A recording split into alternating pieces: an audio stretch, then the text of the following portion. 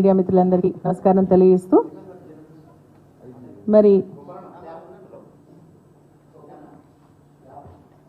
కాంగ్రెస్ ప్రభుత్వం హామీలపైన కప్పదాటు వైఖరిని ప్రజలు గమనిస్తూ ఉన్నారు. సో ఆ హామీలపైన స్పష్టత లేదు. మొన్న ఇదే వేదిక పై నుంచి నేను మాట్లాడడం జరిగింది. పార్లమెంట్ సమీక్షా సమావేశం తర్వాత మేము క్లియర్గా చెప్పడం జరిగింది ఏంటంటే ప్రభుత్వం చాలా ఇష్యూస్ పైన ఫెయిల్ అయింది. తక్కువ షార్ట్ పీరియడ్లో మరి అవకాశం ఇవ్వాలని మా నాయకుడు కేసీఆర్ గారు చెప్పడం వల్ల మేము ఎక్కువ మాట్లాడలేకపోతున్నామని ఆ రోజు కూడా స్పష్టంగా చెప్పడం జరిగింది. ఈరోజు ఏంటంటే మహిళలకు సంబంధించిన 6 గ్యారంటీలకు సంబంధించినటువంటి ఇష్యూస్ పైన వారు చెప్పడం జరిగింది. ప్రజాపాలనకు సంబంధించినటువంటి సమస్యలపైన మొన్న దరఖాస్తులు తీసుకున్నారు. అది 6 గ్యారంటీలు కాదు, కేవలం 5 గ్యారంటీస్ అని కూడా ఆ రోజు చెప్పడం జరిగింది. అంటే దాంట్లో యువ వికాసం అనేది లేదు. అదేవిధంగా మహాలక్ష్మి పథకంలో కూడా బస్ ఫ్రీ ఇస్తున్నా తప్ప మళ్ళీ మనకు 2500 పర్ మహిళకు కానీ 500 రూపీస్ గ్యాస్ కానీ ఇవ్వడం లేదు. సో ఇవన్నిటి కూడా మేము మాట్లాడుతూ మాకు ఆ రోజు మేము క్లియర్గా చెప్పడం జరిగింది ఏంటంటే ప్రోటోకాల్ ఇష్యూస్ వస్తూ ఉన్నాయి, సెక్యూరిటీకి సంబంధించినటువంటి ఇష్యూస్ వస్తూ ఉన్నాయి అని చెప్పడం జరిగింది.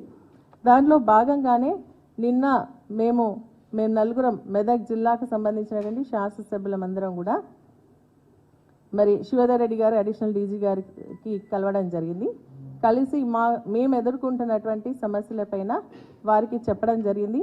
కాంగ్రెస్ ఎందుకంటే మేమందరం కూడా ప్రజలతో ఎన్నుకోబడ్డటువంటి ఎమ్మెల్యేలం, వారు అదేవిధంగా ఎన్నుకోబడ్డారు. కాంగ్రెస్ పార్టీకి సంబంధించిన వాళ్ళు మేము అదేవిధంగా ఎన్నుకోబడ్డాం. కాబట్టి మరి ఈరోజు వాళ్ళని ఒక రకంగా మమ్మల్ని ఒక రకంగా చూస్తూ వారికి ఎస్కాట్ పైలటింగ్ ఇస్తూ మాకు ఇవ్వకుండా ఇబ్బంది పెడతా ఉన్నారు.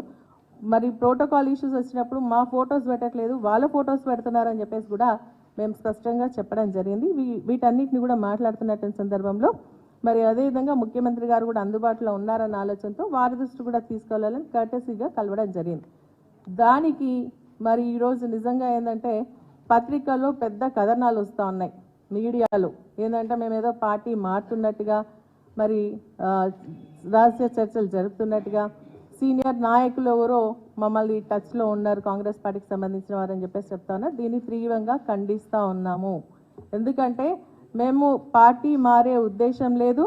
మా నాయకుడు కేసీఆర్ గారి పైన పూర్తి నమ్మకం విశ్వాసంతో వారి నాయకత్వము పనిచేయడానికి మేము ఉన్నామని మొన్న కూడా స్పష్టంగా చెప్పడం జరిగింది. మెదక్ జిల్లాకు సంబంధించి మరి నిజంగా కూడా అది టీఆర్ఎస్ గడ్డ, పార్టీకి పెట్టినటువంటి ఇల్లు మెదక్ జిల్లా. ఈరోజు ఆ నమ్మకంతోనే అక్కడ ఉన్నటువంటి ప్రజలందరూ కూడా మరి దాదాపు 10 స్థానాల్లో 7 స్థానాలను మమ్మల్ని గెలిపించడం జరిగింది. మేము కేసీఆర్ గారు నాయకత్వంలో మేము పనిచేస్తాం. మా మెదక్ జిల్లాకు సంబంధించి రానున్నటువంటి ఎన్నికల్లో పార్లమెంట్ పైన మరి టీఆర్ఎస్ జెండా కూడా ఎగురవేస్తామని చెప్పి స్పష్టంగా చెప్తా ఉన్నాం.